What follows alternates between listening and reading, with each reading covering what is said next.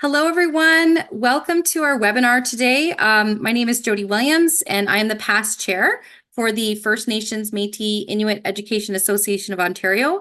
And I'm very happy to be here today with two really incredible people. And of course, our special guest today who's going to be sharing with us is Monica. And I'm just going to share my screen so I can pull up. Sorry, just give me 1 second here. Multitasking. And while I'm just pulling that up, I just want to remind people here that in the description box below, you will find two links. There is a link to enter to win one of Monica's books. She's an author of 3 books, one of which she's going to be talking about today. So you can put your name and your email in, just fill it out in the form there. And also in the description box below, you will find a link to ask Monica a question. So please, we really want to encourage you to ask questions throughout the session. We will do our very best within the time we have to get to all of your questions. But let me just first share a little bit about who Monica is with all of you. So Monica Ittusardjuat was taken from her parents and sent to residential school at the age of 7, at a time when Inuit lived a subsistence way of life in winter camps and roamed around in spring and summer, following animals when they were plentiful. She went to 3 residential schools: Chesterfield Inlet, Northwest Territories, now Nunavut, for primary school, Churchill, Manitoba, for junior high, and St. Norbert, Manitoba for high school. Monica graduated from McGill University in 1987. While teaching Community NTEP, Nunavut Teacher Education Program in Nunavut, she earned her Master's of Education through the University of Prince Edward Island. She was the honor student for Baffin Island.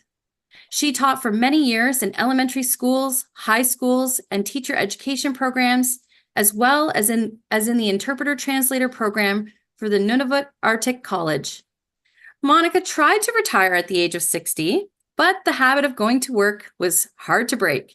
She was the National Inuit Language Coordinator at Inuit Tapiriit Kanatami. Monica, you're going to help me with those words, from 2016 to 2018, and is now, did I get it? Yes, that's good. And is now Senior Inuktitut Editor at Inhabit Education, which she describes as her dream job. And of course, we are super delighted to have Monica be part of our council for the First Nations Métis Inuit Education Association of Ontario. And also joined with us today is Doug Sinclair, who is also part of our Elders Council and is going to be here to support Monica as she shares a little bit about her recent book today. So I'm going to turn it over to Doug to introduce himself, and then from there we will have Monica share about her recent book. Over to you, Doug. Bonjour, omas kozos disnikas msko hinu ininigen digu makondo dem. Where give babs daman yenin hab chilgichimi wetch kinonde nim kia which me kumachibi jan yenin me wetch kidin. And I'm very my name is Doug Sinclair. I am from the Ojibways of Onigaming. I come here to support Monica and her 3 books, and I'm very glad to be here this morning. And a big thank you to everybody that's here. Jody, Tina, Monica, and Miigwech. Thank you. Yeah, I'm gonna talk about my book, The Scarf and the Butterfly. And I'm gonna read a section of the book taken from page 38 to 43. When I was at the advanced training at Singing Waters Retreat in 2002, we were dealing with core identity issues. One day the topic was how we react to people in authority. I volunteered to be a guinea pig. I'm being very vulnerable here. The scenario was if I heard the director on the intercom asking me to come to the office, what would my reaction be? There would be a stab in my heart, and I would think, oh, what have I done that I wasn't supposed to? Or what haven't I done that I was supposed to? And he questioned me. Why? Because we used to be called to be punished for having done something that we weren't supposed to, or not having done something we were supposed to. How did that make you feel? Was the next question. I would be so down on myself thinking, why can't I ever learn? And he'd ask, what do you mean? I should know by now how to be a kaluna. Why was I born Inuk? And he asked, why did you think that? Because they would make stupid rules and not explain why they made those rules. And sometimes I would misunderstand because we didn't know how to be kaluna. And the question was, how did that make you feel? I felt like saying, I'm sorry for being Inuk. The questioning went on deeper and deeper until I started describing my Inuk core, which was dark, cold, windy, and there were bad eyes behind me, and I'm all alone. And he questioned me, is there any way out of the cave? There's an opening up above me, but it's far, and I have to stack rocks to jump up, and it's almost impossible to get out. That's when I realized that I was stripped of my identity, and there was nothing of my culture left in me. It was like I wasn't in my body anymore. It was bare and desolate and empty and cold, lifeless in my body. Where was I? Where have I gone? No wonder I used to jump out the window into the unknown when things got bad at the hostel. When we disobeyed the rules and were punished, it just brought shame, guilt, feelings of worthlessness, lack of confidence, and eventually hopelessness, despair, and loneliness. Oh, the loneliness got so unbearable sometimes. Need I go on? I just want to explain something about what I just wrote. Like, no wonder I used to jump out the window into the unknown when things got bad at the hostel. There used to be a window on the back of the hostel where there was a hill that we slid on, and it was dark. And when I look out the window, I could see my reflection. And when things got bad, I used to jump, and my reflection would disappear. And I would just lay down on the floor of the room and go back to the time when I was with my parents. So that's what I mean by jumping out the window into the unknown. Anyway, this passage is about the environment I was put in at the time I was in residential school, which had nothing to do with my identity as an Inuk. There was nothing of my culture, my language, no family, and nothing familiar that I grew up in. It is void of anything that is good, secure, and safe. We weren't shown any love and affection, no words of endearment, no hugs or kuniks, no string games, no ayiga, no singing or songs, no legends or myths. So this is the passage I wanted to share with you. Thank you.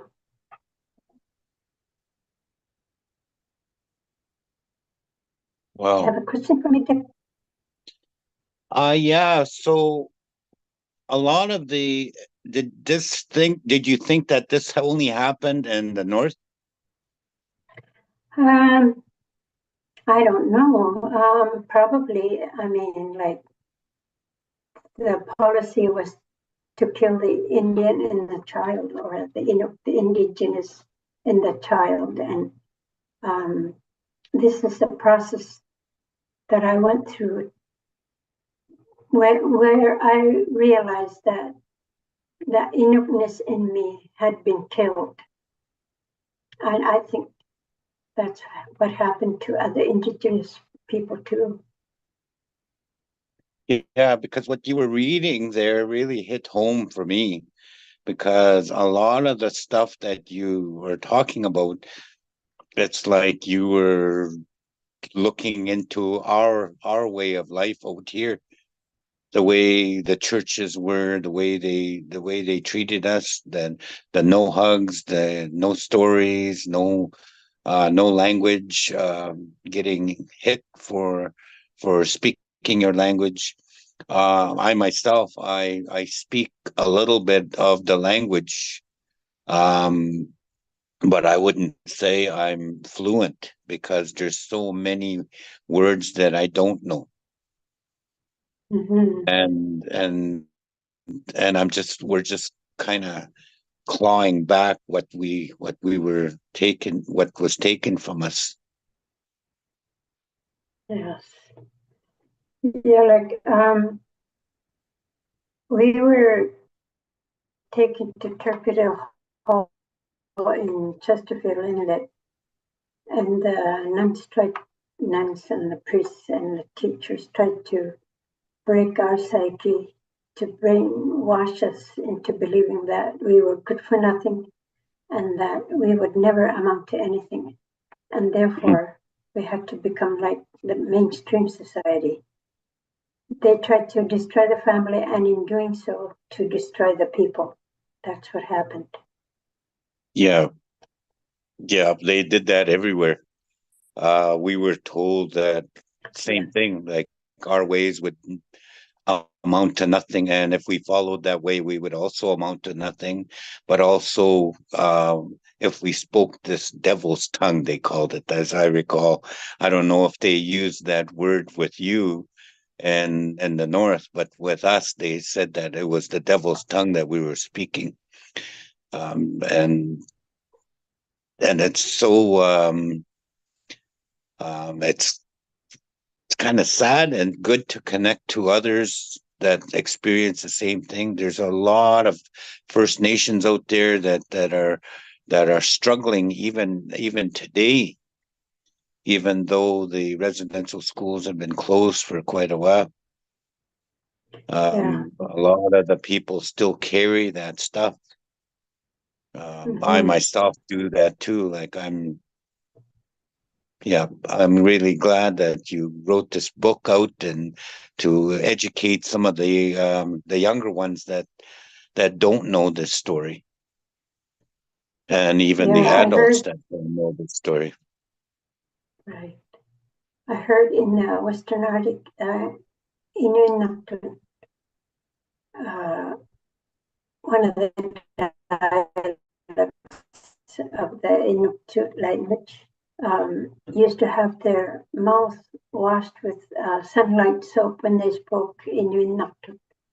So that's why Inuit is in a danger zone, like almost dying out. But they're doing things to revive the language. But anyway, there was some sexual, physical, emotional abuse, and our spirituality was put to an end, replaced with their religiosity. And some girls were impregnated, and when the babies were born, they were incinerated, and some were killed and buried in mass graves. So some families are still looking for their babies up to this day. Yeah. Yeah, and that occurred on a lot of First Nations.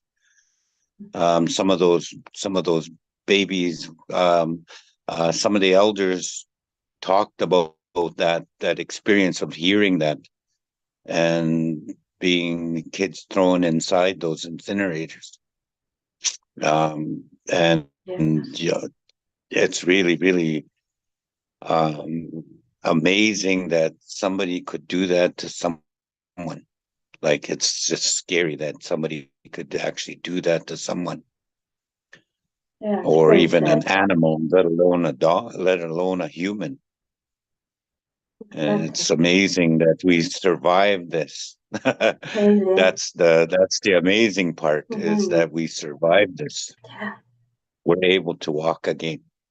We're able to talk, and we're able to share our stories, to let others know what actually happened, that they can't silence us, that our lives do matter and our voices do matter, and that we did amount to something. So these are some of the truths about the legacy of residential schools. And we have to acknowledge the tragic history. It was the Canadian government's policy to kill the Indian and the child, and they got the church to do it. This is about the Canadian history, and it's about the truth of what they did. And the reconciliation part can only be achieved when the truth is exposed. So on Monday, it's going to be the day of truth and reconciliation. So I wanted to mention that. Yeah. Yeah, I think that's happening across Canada, that a lot of the First Nations are exposing what the government did and what the churches did. And that we won't forget. We can't forget. Yes. And so it's good to review the 94 calls to action from the Truth and Reconciliation Commission of Canada to redress the legacy of residential schools and to advance the process of Canadian reconciliation. And we have to do some actions to, to learn the history of what was done to the Indigenous people by the government, and to understand the history and legacy of residential schools. And Canadians need to learn about the history and find out about the treaties, the Constitution, and the Indigenous rights and the human rights that we have in Canada. So, and also the contributions that Indigenous peoples have made to Canada should be acknowledged too. So we have to stand up and, take a stand and to address historical injustices and present-day wrongs.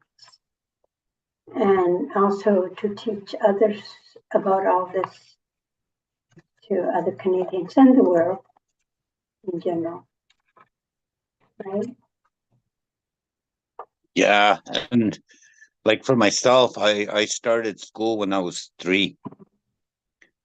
And I can only imagine how it was in other territories. And I'm glad I was able to survive that. And that's the huge thing that we always talk about, is surviving.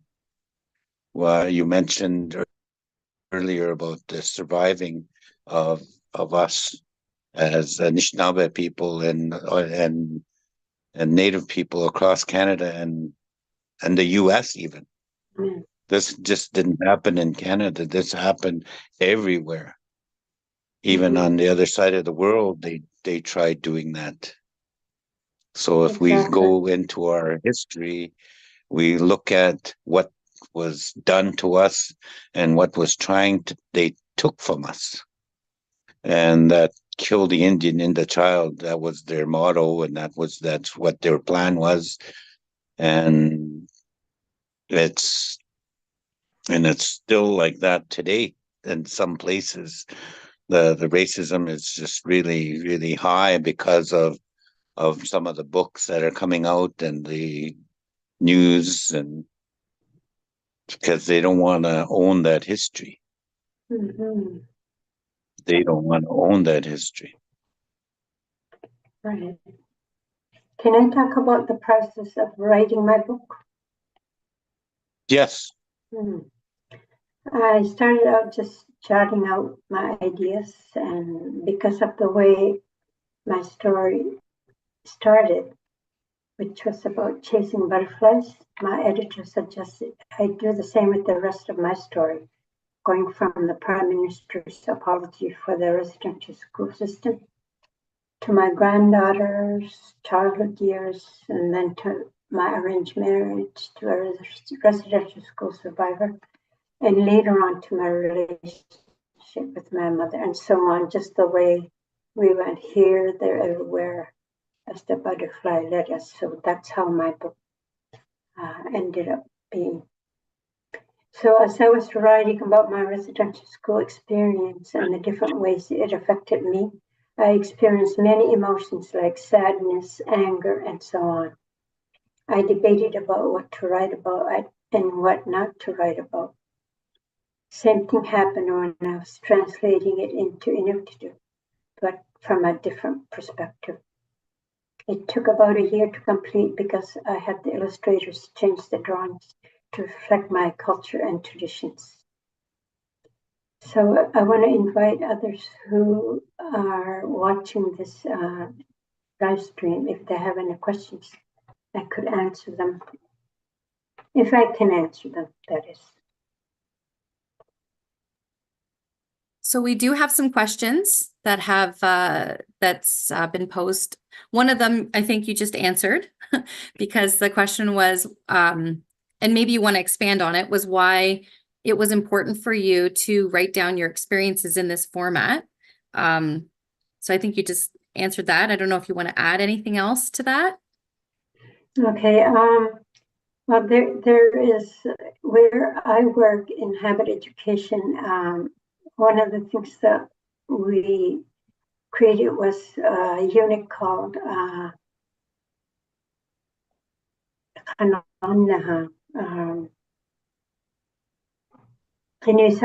which is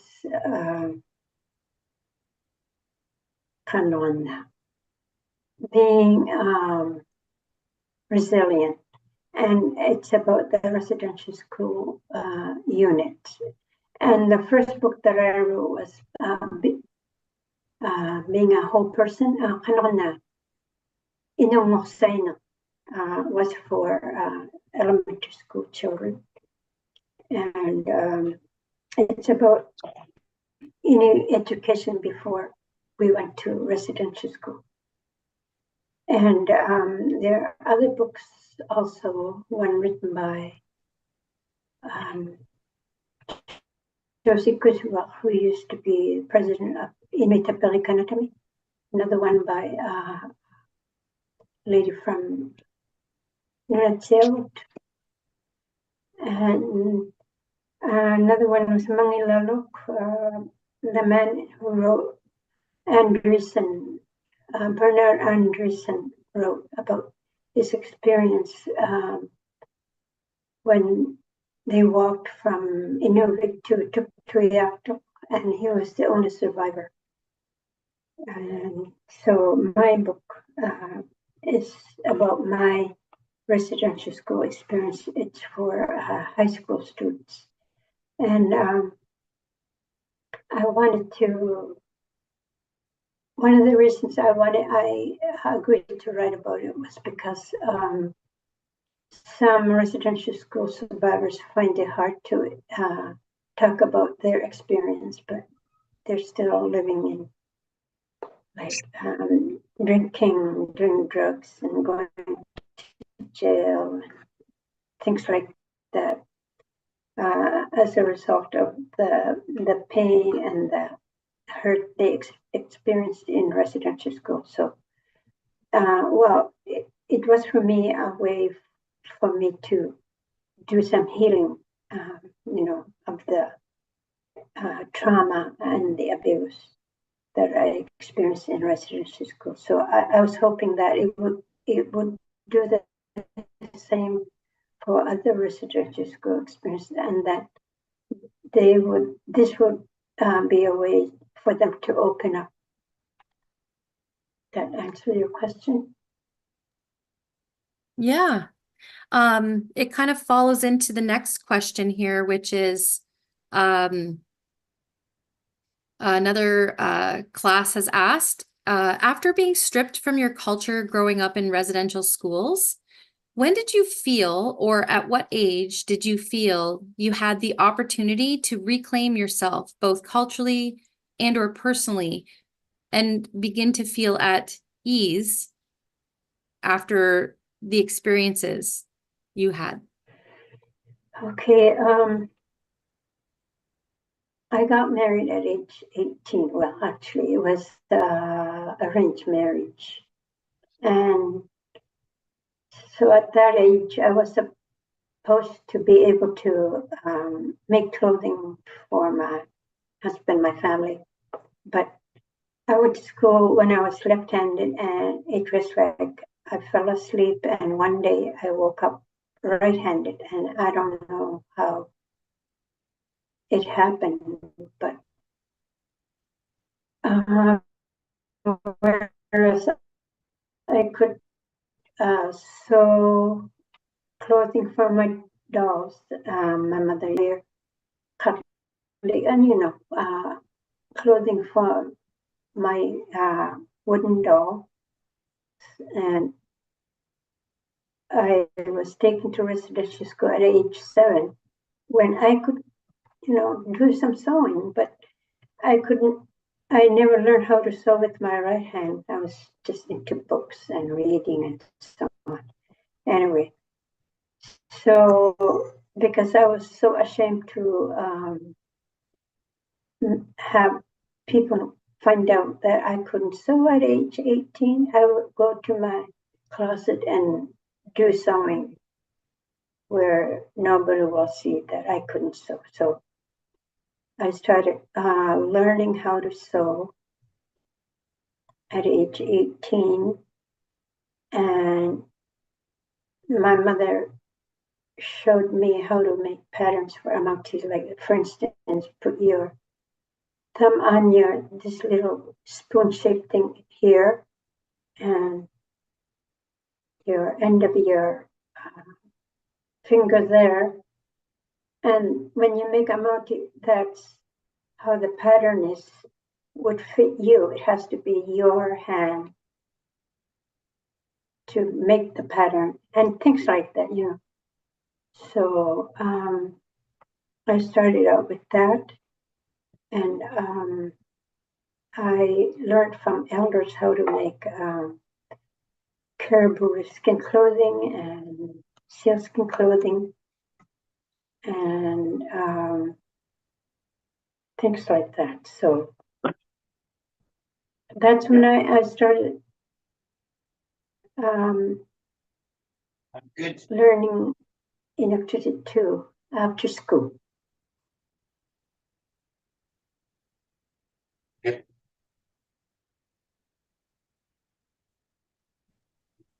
There's another question here. How has your journey as a writer and artist contributed to your personal journey of healing? Okay, sounds good. Be good. Bye. I hear Doug in the Can background you there. repeat that, please? Sorry, I had to take that. That's okay. That was my doctor, so I had to take it. Yeah, that's important. So the question was, and you know what, I'm going to actually ask Monica to answer, but then maybe Doug, you could follow in your own experience as well. And the question is to Monica, how has your journey as a writer and an artist contributed to your personal journey of healing? And maybe to extend it to Doug, what has helped you in your own personal journey of healing? Mm-hmm. Yeah, like I said, when I was writing my story, that brought out some anger and some pain, So I did a lot of crying, and same thing when I was translating it into Inuktitut, but at a different perspective, same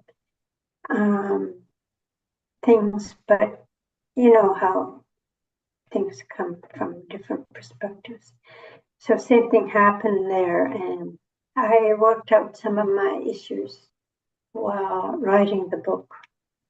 Like it was very hard for me to forgive the government and the church, but it took a long time. Like, you know, I knew I had to because of my own good.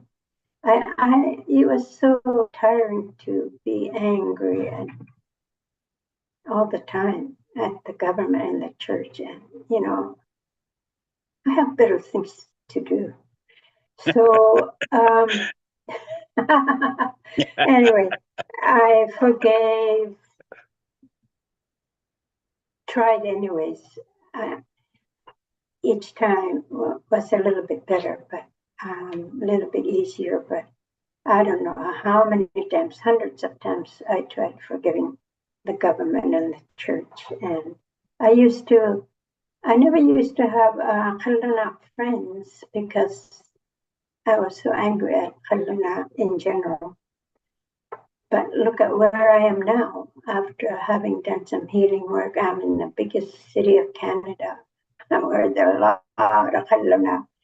And that to me is, you know, I have done some healing work. And I'm not saying I'm perfect, but I'm far away from it, but I'm trying. And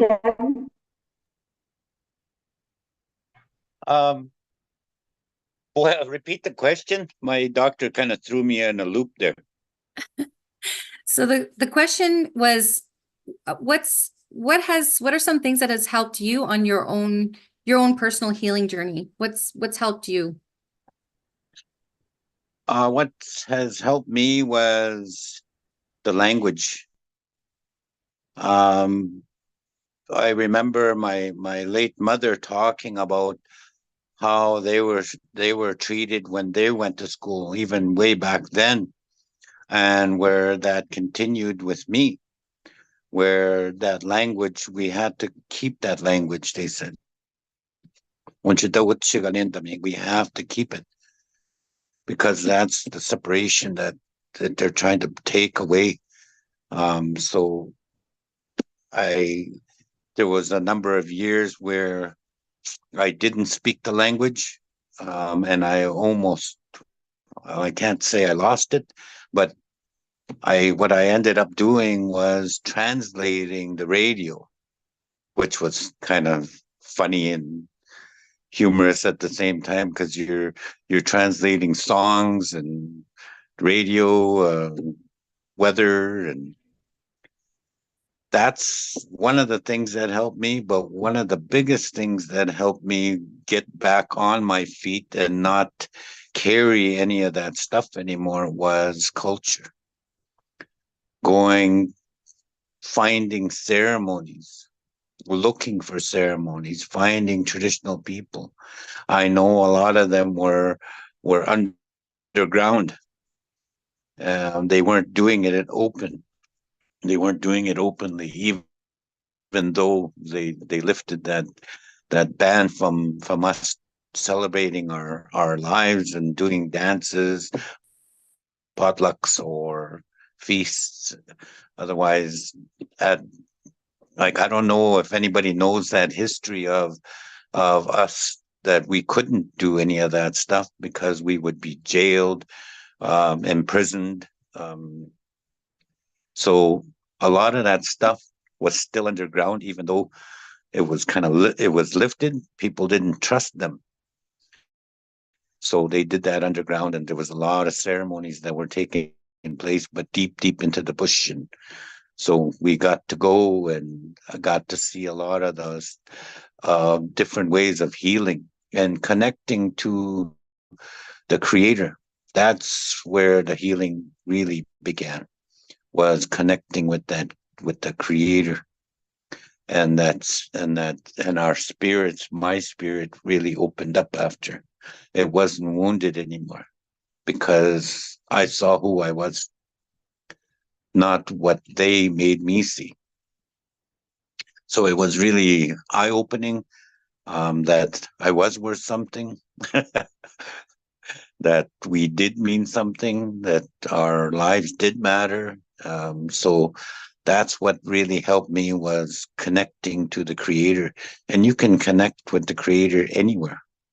Doesn't matter where you are in this world, as long as you're stepping on land or there's trees, you can connect to them. So yeah, that was my big connection, was connecting with the Creator. Miigwech. That kind of makes me think about what you were sharing there, Doug, is, most people, like you were saying, don't realize that simply just having a hand drum or singing a song, you could go to jail. And as we, are in this kind of new era of reclamation, and bringing back ceremony and traditions and culture, I think it's important to also point out that it's very important to understand, when we talk about things like appropriation, that just because these things are now finally starting to happen, and kind of the wider public might be hearing about or seeing some of these customary practices happening, that it doesn't necessarily mean it's a free-for-all, that just anybody can have a drum and sing a song, right? Like there has to be those protections put in place still to have that, to guard and to protect, so that it doesn't end up becoming what we see often, especially in education, is just wild appropriation. And I don't even think appropriation is the right word to fully capture the damage and the harm, and the harm, right? Like that happens when we see things that we see things like important spiritual practices that get reduced down to little crafts, so like this is this harm that can still continue if and why we have to be so very mindful that the culture and the spirituality has to remain with the people of whom it belongs to, right? Yeah, the sacredness of it. Yeah, I hear you. The sacredness of that whatever ceremony you're doing. And not everybody can perform those ceremonies.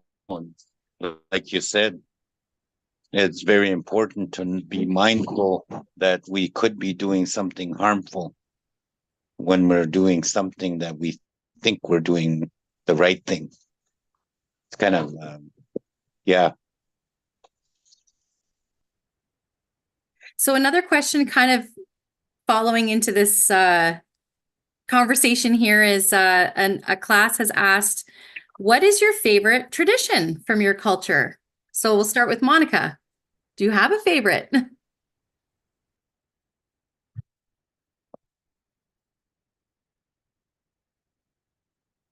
Okay. I learned to play my drum. I can drum, and I learned some ayaya songs that go with drum dances. And I sew a multi, baby carriers, winter clothes, mitts, silkskin mitts, kami, and the boots. So those things make me feel I am reclaiming my culture, and what my mom used to do. I'm like her now. I'm doing stuff what she used to do, and it gives me so much pleasure. And that's what I would be doing if I weren't, if I didn't have a full-time job.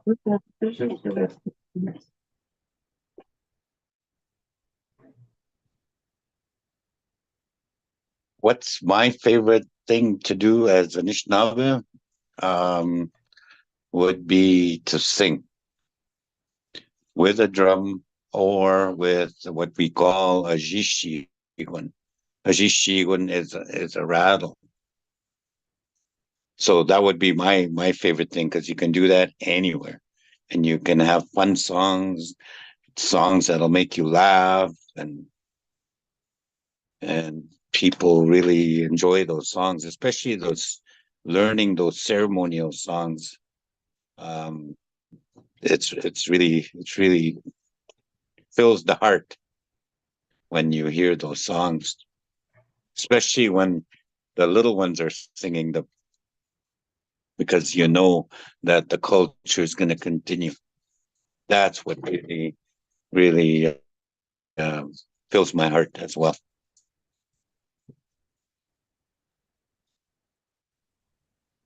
So we're heading towards the end of our time here.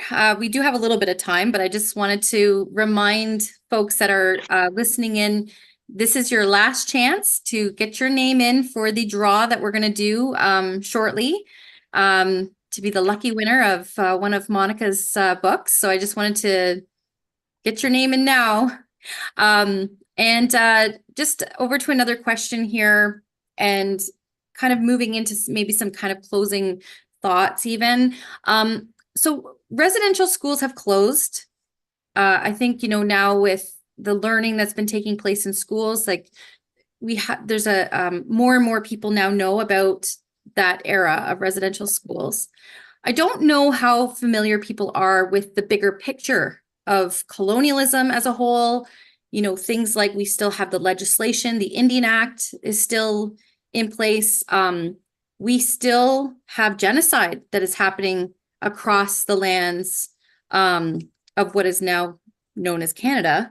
There's still a genocide happening, and I don't think a lot of people even are aware of that. Can you just share a little bit about why it's so important that Canadians or non-Indigenous people take action? It's great that people are here to listen. It's really important. We have to be listening to people like yourselves, Monica and Doug. But the listening, what frustrates me is sometimes that's all people are doing. And so how, when we think about how are we going to achieve justice, what would you have to say to that for those who are listening here, in terms of how do we move into action?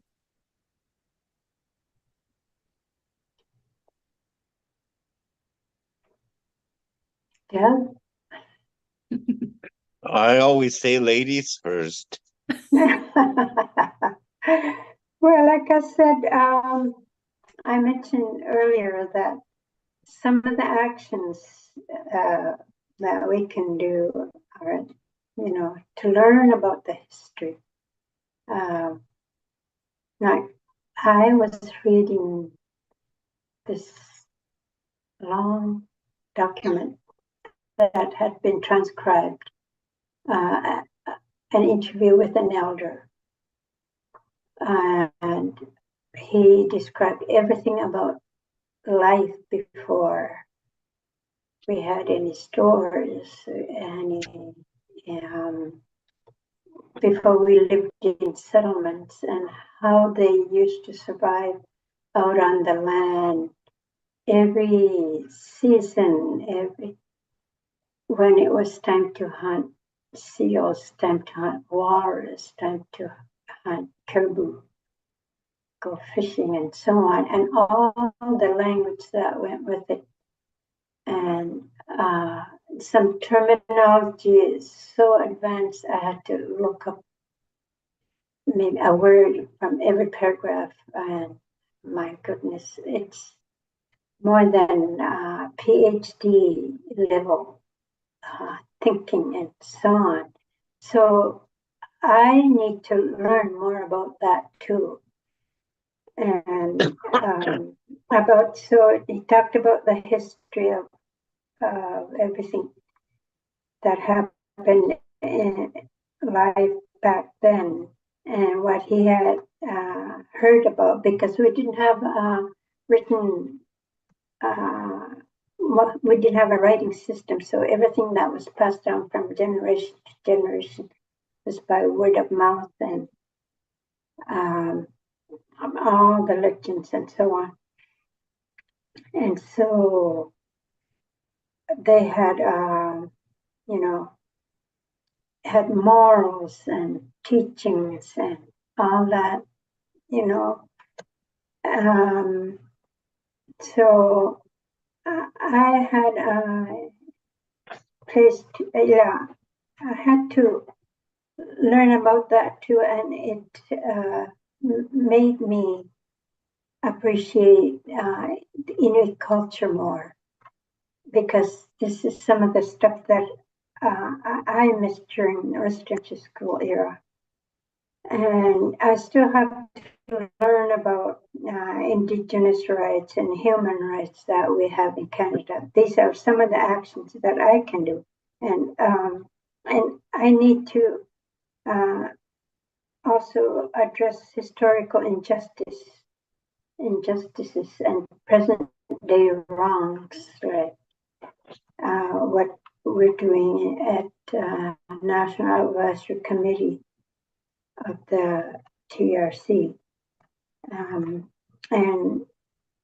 find the babies that the parents or the families couldn't find, and things like that.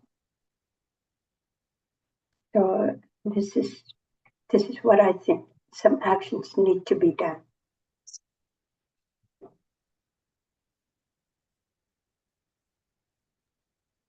And Doug? Can you repeat that question?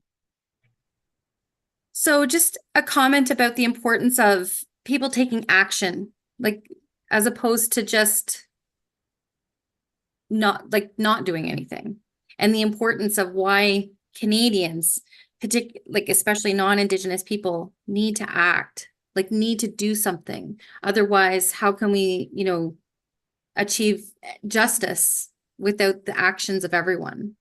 Just to kind of comment on that. So I think education is the key for getting that word out there, and to have this not only taught in the homes, but also taught in the schools. And we're not going to erase 150 years of stuff within the first year. So I think education is the key to be able to educate everybody everybody that's going to school, different nationalities, the newcomers that are coming into our traditional lands.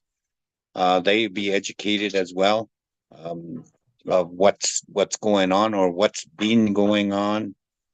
And I know there's a lot of First Nations out there with their chief and councils fighting for this. I've been to a few meetings and listening to them talk about the keeping that fight alive, and they've been doing this for years. And it's time to get Canada to step up and enjoy and help with this, because they're the ones that created it, and take ownership of it, not just say, I'm sorry and let's be friends, but to actually own it and start the healing process. And I think everybody that's been doing well are on that road to recovery. But there's a lot of us that are still not well. There's still a lot of us that are fighting with alcohol, drugs, the justice system, imprisonment, lack of education. Because they believe that. They believe that they were no good, that their culture was no good. And it's hard to erase that. it's hard to erase that, especially when you were taught that and you were said that, and they said that to you every day. They said that to you every day to kind of brainwash you, I guess, to thinking that you were no good. I myself experienced that, but I'm I'm not perfect. I'm still healing, and I can't say that I'm healed. I'm still healing from that because I can go back and think about what happened to me and start to tear up, like what Monica was talking about earlier. And it's the road to recovery is through education, and that's my take on that. Is there any last words that you want to share before we come to a close and we talk about the giveaway, the book giveaway? Is there any final words that you want to share?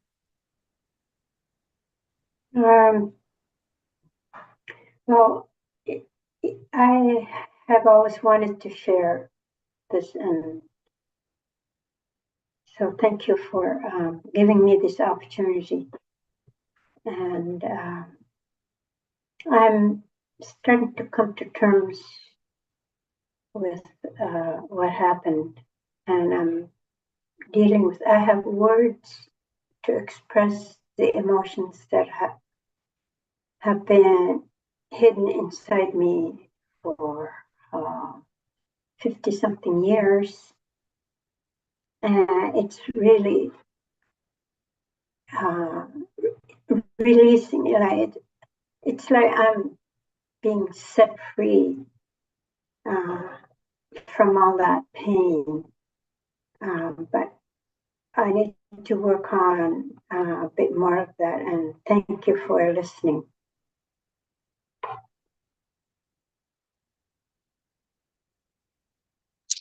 So,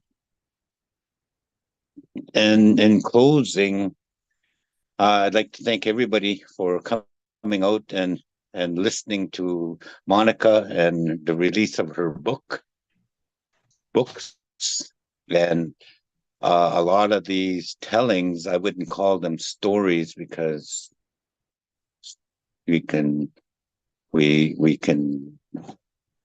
everybody can make up a story, but these are actually things that happen, true stories, tellings that we share. We share these stories, we share these tellings with you to let you know that it's we're sharing our emotions with you. We're sharing our lives with you. And I'm really grateful that she does have this book, and I expect a copy of it when I come to Toronto.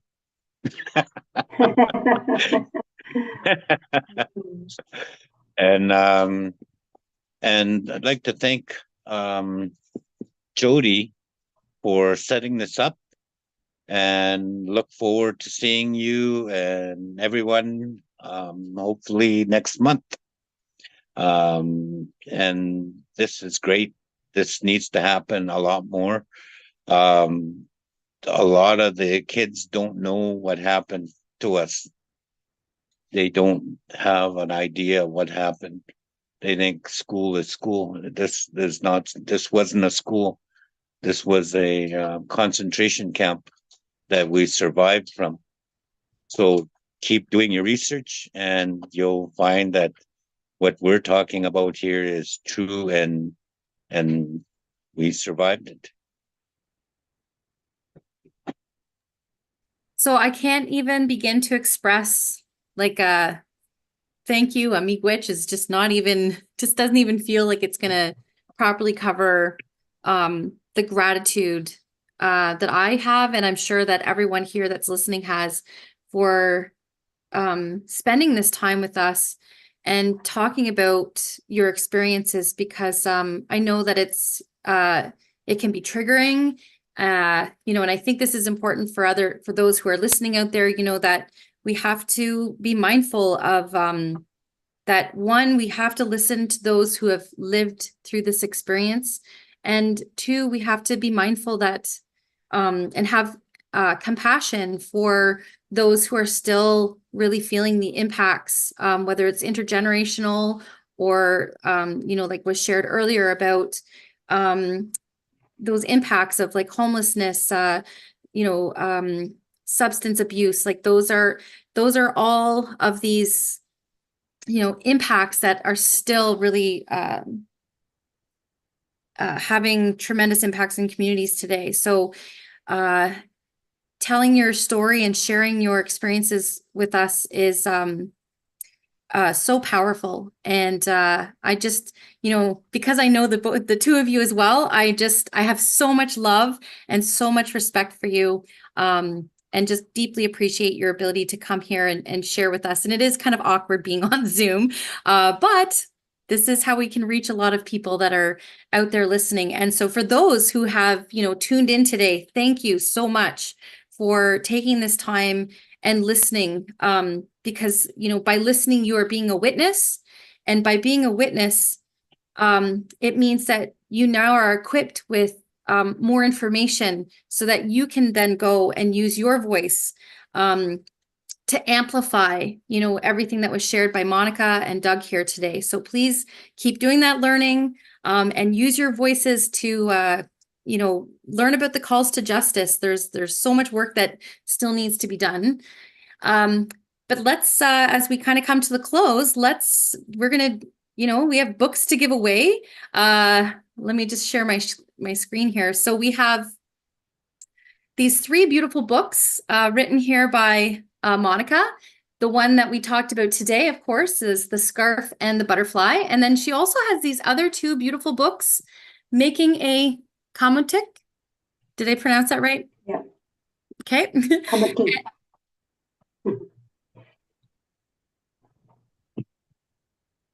You want to say it one more time?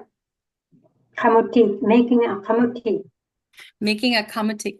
And Making a Whole Person, Traditional Inuit Education. So these are the books that we're going to be moving over to our wheel of names to see who is going to be the lucky winners of these books. Of course, Doug, you will get copies of all of these books. So our first winner is Priscilla Gozum. Congratulations. Let me just, I got to write these down here. Hang on a second.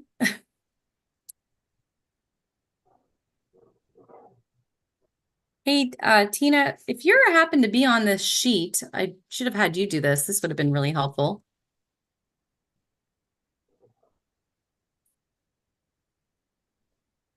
Hang on a second. Where are you? There you are. Okay.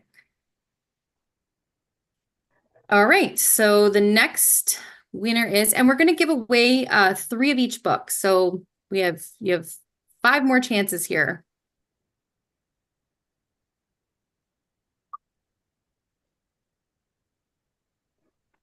And our next winner is Tara. Tara Prance.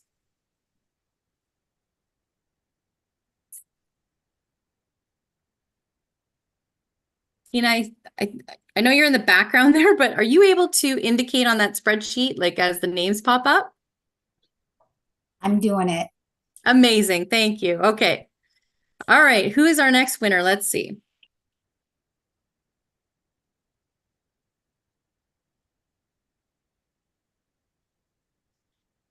And the winner is Rima Hamada. Did you get that, Tina?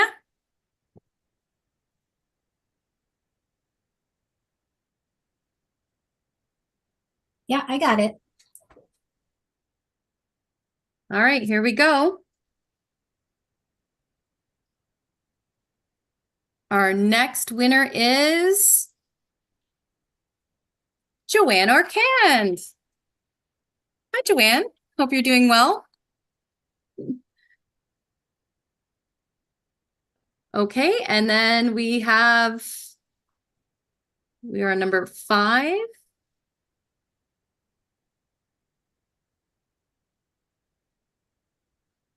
Brianne Tripp.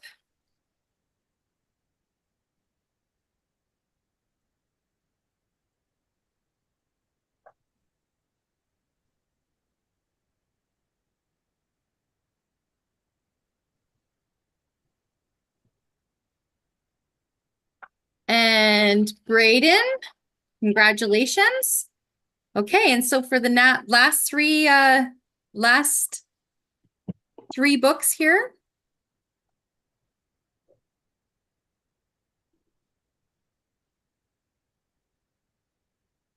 Zoe Rogers, congratulations.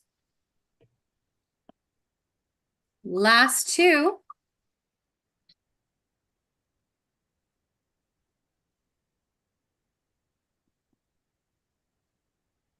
Ooh, so close there. Kai, Bailey Simone. And our final winner is going to be